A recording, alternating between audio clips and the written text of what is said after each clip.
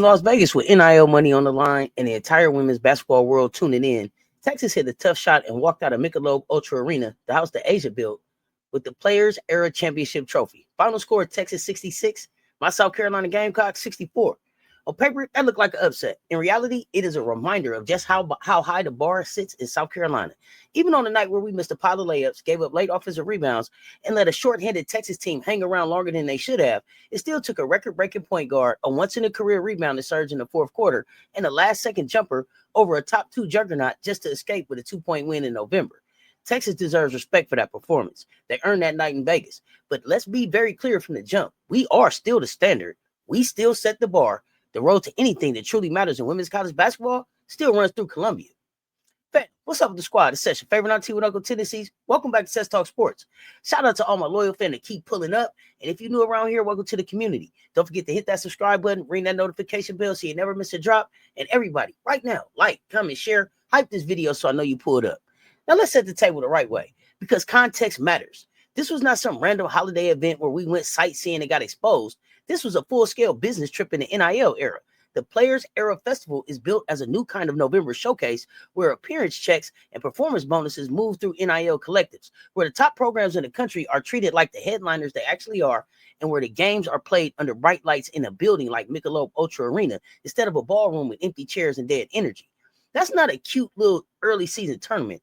That is professional energy in a college jersey. We walked into that building not hoping to prove we belong, but as the program everyone else uses to measure themselves. We have lived at the top of the polls, walked into back-to-back national championship games, and just finished hanging 121-49 on Queens to set a scoring record in the Dawn Staley era. That Queens game was not a tune-up, it was a statement.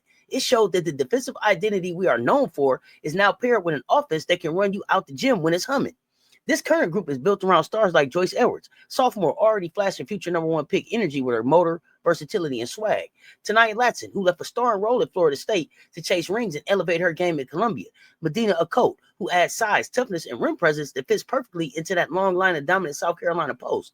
And Tessa Johnson, who shot making a space and keep the floor open and honest. Around them is the usual Dawn Staley rotation, a deep bench full of players who could come in, defend, run, and contribute without the performance dropping off a cliff. And they all led by Big Bird, Hollywood herself, Raven Johnson, our point guard. Defensively, listen, we remain a problem. It's length at every level of the floor and a collective commitment to making you uncomfortable. Offensively, we've leaned into pace and versatility, letting multiple players initiate offense and attack matchups. So when Texas walked out with a 2-point win, they didn't topple a giant who didn't belong. They survived a heavyweight who still owned the room. We didn't go to Vegas to prove we deserve a seat at the table. We went to Vegas as the measuring stick everyone else still keeps stepping up to. To really understand what happened in that championship game, you got to frame it as a collision between a reigning power and a determined challenger. On one side, you got us, deep in extended era dominance. This is not about one good recruiting class or one lucky tournament run. This is about years of sustained excellence, multiple national titles, multiple Final Fours, and a culture that produces pros and leaders on and off the court. The 2025-26 team inherits that standard. The expectation is not simply to be good. The expectation is to compete for championships every single season.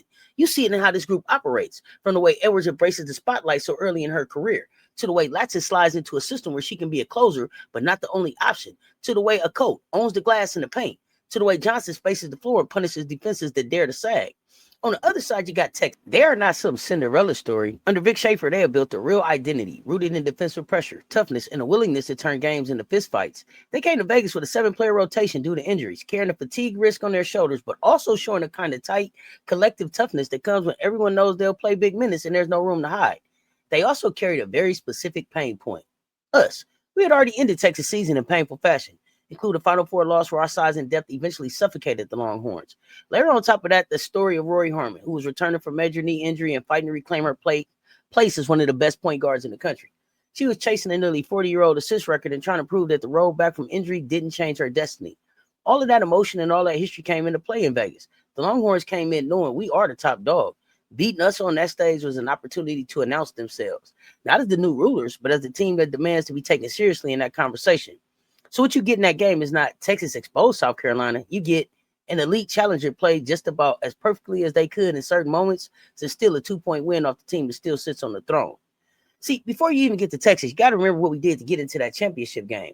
We handled Duke in the semifinals, beating them 83-66 in a way that looked exactly like something the top dog's supposed to do. Duke not a cupcake, but they are a program with tradition, talent, and a structured defensive system, even though they're trying to figure it out a little bit now. They try to slow us down, force us to execute in the half court, and test our discipline over and over. We accepted that challenge is still separated, pounded the paint, spread the scoring load, and showed off how dangerous this new offensive balance can be when you can't key in on just one player. What stands out about the Duke game is how normal it looked. Neutral floor, high-level opponent, walk them down and pull it away. That's what a top dog does. There was no panic, no sense of we aren't who we used to be. It looked like business as usual. On the Texas side, knocking off UCLA in the other semifinal was equally critical to shaping that final. Texas had to be the top 3 Bruins team with a short rotation, and they did it through grit, pressure, and high-level execution from their core players. That win validated Texas as a real opponent, but it also teed up a title game that was never about an overachieving underdog. This was a challenger who had earned their shot, stepping into the ring with the reigning standard. The matchup in Vegas exposed how styles make fights, but it did not erase the identity that has made us who we are. Texas came in with a very intentional plan: beat us up. Vic Schaefer's defense is built on denial. Instead of sitting back in passive shell and hoping you miss jumpers, Texas extends pressure out to the wings and make your first pass a battle. They want your offense to start late in the clock and out of rhythm. Against us, that pressure was designed to bother ball handlers like Latson and disrupt entry passes to players like Coat and Edwards. To cover for their lack of size inside, Texas committed to gang rebounding, demanding that guards and wings crash the glass as if they were posts. That is high-level challenger chess. It didn't magically shut us down, but it did drag the game in the stretches where possessions got messy and finishing at the rim became a problem. On our bench, Don Staley's game plan did not suddenly become flawed because of the final score. We still played like a team that knows it has more depth and more size. We leaned into pace, trying to score early in the clock and use substitutions to keep fresh bodies on the floor and test the conditioning of Texas' 7-player core. We attacked the paint consistently, trusting that if we kept getting downhill, the percentages would eventually swing our way. Thing is, for most of the third quarter, that's exactly what it looked like was happening. We came out of halftime and did what we do. We ramped up defense pressure, forced Texas into rough stretches, got into the transition, and attacked the rim with purpose. We ripped off an 11-0 run and turned a deficit into a lead that climbed to 8 points. In that moment, it felt like the familiar script was playing out again. The challenger hangs around for a while, we take control, and the deeper, bigger, more complete team finishes the job. Texas refused to accept that script and answered late in the quarter to trim the lead. But it doesn't change the reality that for significant stretches, we looked every bit like the better, more dangerous team. A single quarter of rebound and collapse does not invalidate that identity. It just highlights where the film session is going to be loud. When you walk through the game chronologically, the story becomes even clearer. Beating us required almost everything going right for Texas and a handful of correctable details going wrong for us. The first half was ugly by design. Both defenses punched first. Physicality was high. Rhythm was hard to find. And nobody was getting easy, pretty possessions. But our biggest problem in those opening 20 minutes wasn't some scheme flaw. It was missed opportunities at the rim. Going 5 for 18 on layups is brutal in any game. But in a 2-point loss, that's devastating. That stat alone tells you that we created plenty of good looks around the basket, but did not cash them in at the rate we normally do. Some of that was Texas being physical and contesting without fear. Some of it was us rushing, not fully gathering through contact, and not sticking to the simple angle and glass that wins in basketball. Because of that, instead of walking into halftime up 10 or 12 and in full control, we trailed 33-29. That 4-point lead for Texas was smaller than the performance gap actually should have been, and that matters. When you're the challenger, every extra possession and every mistake from the other side feeds belief. Texas went to the locker room knowing they had weathered a lot of pressure, made us work, and still had the lead. Third quarter showcased exactly why we are still the team nobody wants to see in March. Don Staley's halftime adjustment showed up immediately. We tightened our defense, turned up that heat on Rori Harmon, and used our length on the perimeter with players like Raven Johnson and Tessa Johnson to keep her from turning the corner. Tonight, Latson started attacking with more purpose, getting downhill, drawing contact, finishing. Joyce Edwards leaned into her athleticism and face-up game, taking full advantage of a Texas front court that was starting to show signs of fatigue. The scoreboard flipped and then stretched, with us building that 8-point cushion at 50-42. This is the version of us that has broken so many teams and so many gyms. Deep into the third quarter, it felt like Texas was about to join that list again. Instead, the Longhorns put together just enough offense at the end of the period to trim the lead to 4, 50-46, and by themselves a chance in the fourth. The final quarter is where Texas authored their night and where we found a film that will live in the practice gym all season. Texas won a rebounding battle in the fourth quarter by a staggering 13-2 margin and grabbed 8 offensive rebounds in that frame alone. Those are not normal numbers against us. That is an extreme outcome. Every time we forced a miss and then failed to secure the rebound, it was like taking a step forward and 2 steps back. Texas turned those extra boards into second chance points, more clock burn, and a constant feeling of pressure on us. For a shorthanded team with 7 players in rotation to out-rebound a deep, long South Carolina front in the closing minutes says everything about how perfectly Texas executed and how sharply focused we will need to be in that area going forward. When you zoom out, you see the picture clearly. We built an 8-point lead, played stretches of elite defense, and created enough good looks to win. Texas stayed close by fighting on the glass and capitalizing on every opening. Between the missed layups early and the lost rebound and battle late, we left just enough space for Texas to slip through with the game that required near perfect effort. The last minute played out like a sequence you will see replayed for years, and it's the perfect example of how small the margin is when you're at the top. With Texas leading 64-62, we put the ball where it needed to be, in Tania Latton's hands. This is why she's in Columbia, to be that player in these moments. She attacked downhill, drew the foul on Rori Harmon, and stepped to the free throw line with the season's first true gut check moment staring her down. In that kind of environment in Las Vegas, with the arena buzzing and the stakes as high as an early season game can get, a player's poise matters just as much as their talent. Latson delivered, knocking down both free throws and tying the game at 64-64. That is exactly what a South Carolina guard is supposed to do. The moment did not shrink her. On the next possession, Vic Schaefer made a decision that showed his trust in his veteran point guard. He chose not to call a timeout, not to give us a chance to substitute a specific defensive group or to diagram a set designed to bottle up his best player. Instead, he inbounded the ball to Harmon and let her walk it up the floor with the game in her hands. She found herself matched up against Tessa Johnson, a capable and competitive defender, but Harmon owned the advantage of control and timing. Harmon dribbled the clock down, waved off traffic, and cleared enough space to attack to her left hand. She got to that soft spot in the lane around 10 feet from the rim and rose into a floater jumper hybrid over an outstretched contest. It dropped clean, giving Texas a 66-64 lead with about a second left on the clock. For a player who had only scored 4 points up to that moment, it was a massive shot, layered on top of the fact that she had already broken the Texas career assist record earlier in the game. That sequence belongs to her legacy.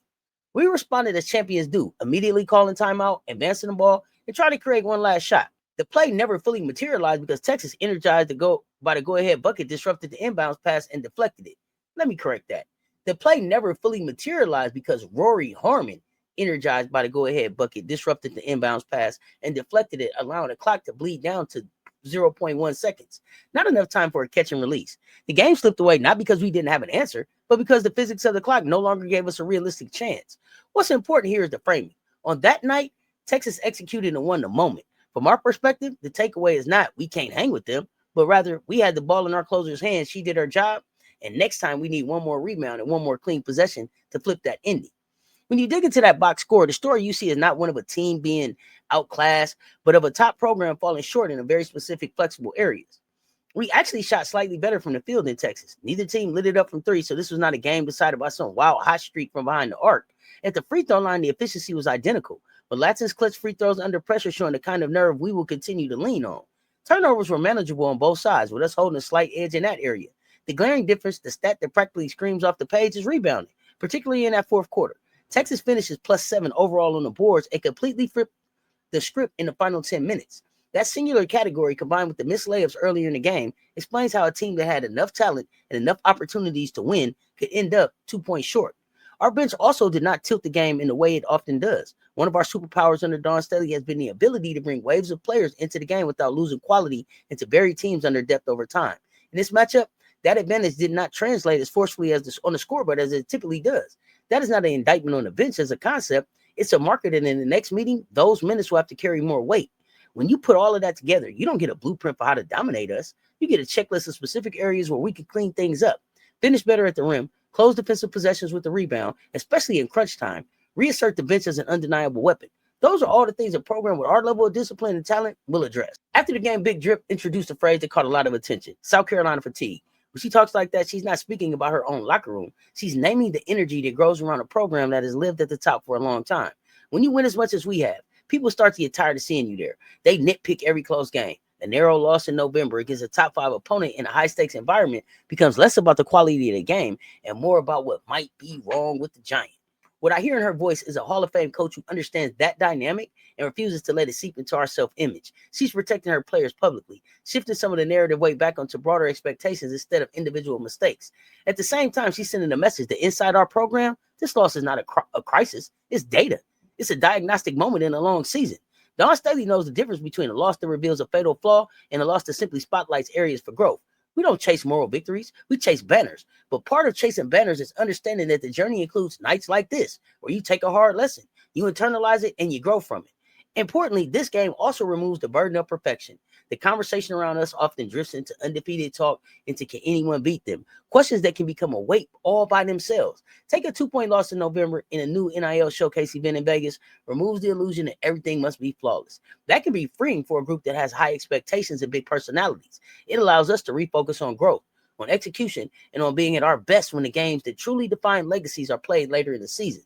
With Texas now in the SEC and fully announcing themselves as a threat, the conference balance just got even more interesting. Texas beating us on a neutral floor in November raises the stakes, but it don't rewrite the history. The rings still live in Columbia. The recent Final Four trips and national championship game appearances still belong to us. The recruiting momentum, the player development pipeline, the culture that has turned prospects into pros and pros into champions, all of that remains anchored in our program. What changes is the level of competition at the top. Instead of us standing alone as the clear favorite, we now have another program inside the league that has proven it can stand toe-to-toe and make things uncomfortable at times. That's good for the players, good for the fans, and good for the sport. It means that regular season matchups between us and Texas instantly become must-see television for some. It means potential SEC tournament rematches will carry even more juice. It means that if these two collide in March, the historical context will be rich and layered. But in every one of those moments, we still enter as a program that has already done what everyone else is trying to prove they can do. Texas is dangerous at times. Texas deserves respect. Texas has earned the right to stand in the contender circle. They've not taken a crown. They have earned the right to knock on the door of the throne room. That's a difference we understand clearly. From a broader perspective, the Players Era Festival itself is a glimpse into where the sports is heading. NIL-driven tournaments that offer real financial upside, marquee matchups, and pro-level staging are going to become a part of the yearly rhythm. We are perfectly positioned for that era. We are programmed with a national brand, a coach who understands both the game and the business, and players whose names already carry weight beyond the box score. The new money era is not something we have to adjust to reluctantly. It is a stage we are built to own. For Texas, this game will always belong to Rori Harmon. Coming back from injury, breaking a program assist record that stood for nearly 4 decades, and then hitting that game-winning shot over us at a marquee NIL event in Las Vegas, that's the stuff legends are made for. That clip will air before countless Texas games. It will follow her into every conversation about her career. She earned that. For us, the story is different, and honestly even more powerful long-term. This game becomes one chapter in a much larger book. It's not the defining moment. It is an inflection point. Inside the locker room and in the film room, the questions are clear and forward-looking. How does Tanaya Latson continue to evolve as a closer and a playmaker in big, tight games wearing garnet and black? How does Joyce Edwards stack this experience with all her other big stages she will see and grow into that inevitable star role? How does Medina, a coach's presence on the floor, reshape the rebounding story the next time these teams meet?